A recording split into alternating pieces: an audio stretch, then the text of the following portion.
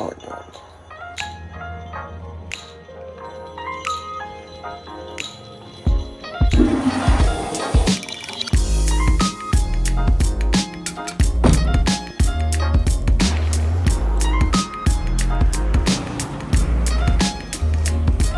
Hello.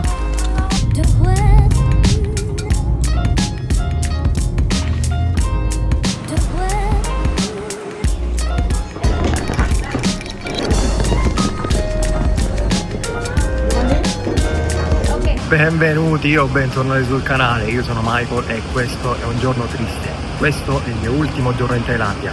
Eh sì ragazzi, questa è la fine del mio viaggio in Thailandia. Quindi in questo video cercherò di condividere con voi brevemente alcuni pensieri su quello che è stato questo viaggio, quello che mi ha lasciato, perché può essere comunque utile a qualcuno di voi che ha intenzione di venire o sta programmando di venire qui in Thailandia. Questa sera comunque dovrò prendere il mio volo da Bangkok direzione Milano con uno scalo. Il problema è che questa mattina dall'aeroporto di Krabi, aeroporto in cui mi trovo adesso, dovrò prendere un volo di cui sinceramente ho un po' di timore, perché quando stavo per prenotare questo volo non credevo ai miei occhi. L'ho pagato la bellezza di ben 3,99 €. 3,99 € e ad oggi quindi è il volo più economico che abbia mai preso in vita mia. E quindi non so cosa aspettarmi.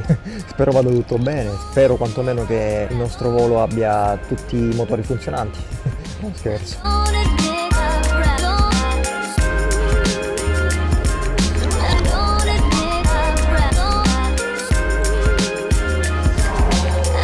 Ok ragazzi, è arrivato il momento di partire, incrociamo le dita.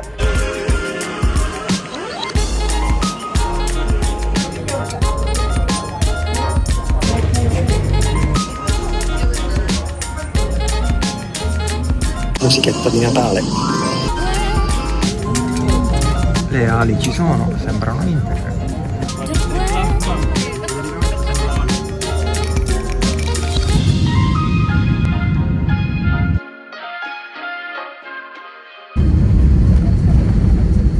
Atterrati, il volo più economico della mia vita è andato bene. Ho alcune ore da passare qui a Bangkok, non penso che andrò in centro, ma cercherò qualcosa di interessante da vedere qui vicino. Adesso sto aspettando il mio Bolt per spostarmi in una zona a circa 5 km da qui, dove dovrebbe esserci un'area commerciale o qualcosa da fare.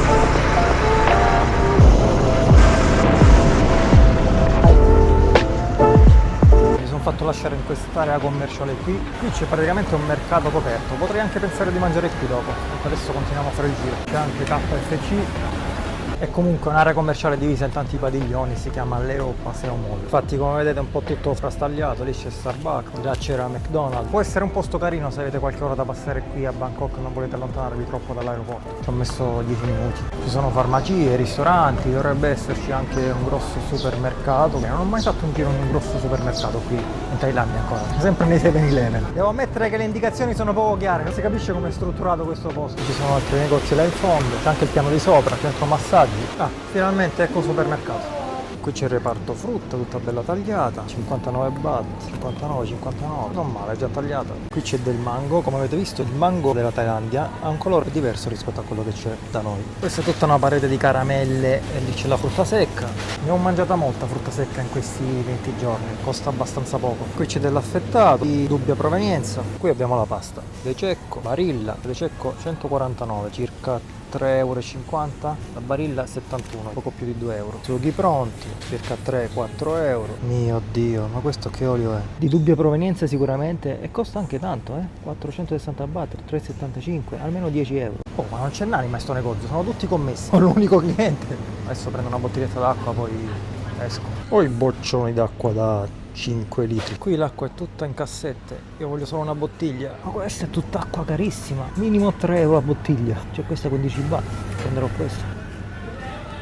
Dai, prendo anche della frutta. Sto mango con dello zucchero, c'è almeno una forcina, 59 baht. Tornando a noi, signore e signori, che dire, sono stati 20 giorni super intensi, frenetici, stupendi. Questo paese lo porterò nel cuore per sempre, ma non tanto per i posti magnifici che ho visto, per i paesaggi mozzafiato, per tutto questo, quanto per le piccole cose, i piccoli momenti che ho vissuto, quelle brevi ma intense interazioni con le persone del posto che ho avuto. Gente assurda, incredibile, sempre pronta ad aiutare, sempre pronta ad accogliere, nonostante la barriera linguistica che a volte sembra invalicabile, però con il loro modo di fare, con la loro accoglienza riescono a distruggerla questa barriera, incredibile. Questi piccoli ma intensi momenti sono stati veramente molti durante il viaggio. Molti di questi sono riuscito a riprenderli e li potete vedere nei video. Tanti altri invece non ce l'ho fatta o non c'erano le condizioni, ma li porterò sempre con me. Per ricordarne alcuni potrei citare la Yuttaya, quando ho avuto grosse difficoltà a trovare deposito bagagli e ho chiesto aiuto all'interno di un bar, oppure quando ho comprato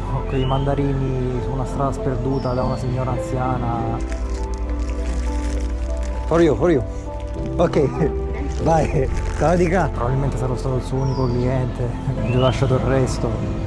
O quando mi sono perso per arrivare al parco nazionale, ho dovuto chiedere aiuto ad un agricoltore che non spiaccicava una parola inglese, non prendeva neanche la connessione, per un secondo fortunatamente sono riuscito a tradurre una frase. Questo paese quindi mi ha saputo accogliere, ma non con dei protocolli, in modo molto naturale. Posso tranquillamente dire che dopo il Salento, la mia terra, questo posto è veramente uno dei pochi, forse l'unico, dove mi sono sentito veramente a casa, mai fuori luogo, mai fuori posto. Anche e soprattutto in quelle situazioni in cui ero l'unico occidentale, l'unico turista, tipo a Mae Hong Son, a Mae Sariang, tutte quelle zone poco battute dal turismo di massa, per niente battute, dove sicuramente ho vissuto la parte del viaggio che più mi rimarrà nel cuore. Ma la vera ricchezza di questo paese è quella di essere in grado di riuscire a stamparti sul viso un sorriso indelebile. Questa è una cosa incredibile. E adesso finalmente capisco perché viene chiamato il paese del sorriso. Io solitamente non amo tornare nello stesso posto due volte, l'ho spesso detto nei miei video e difficilmente lo faccio, però questa volta di una cosa sono certo: questo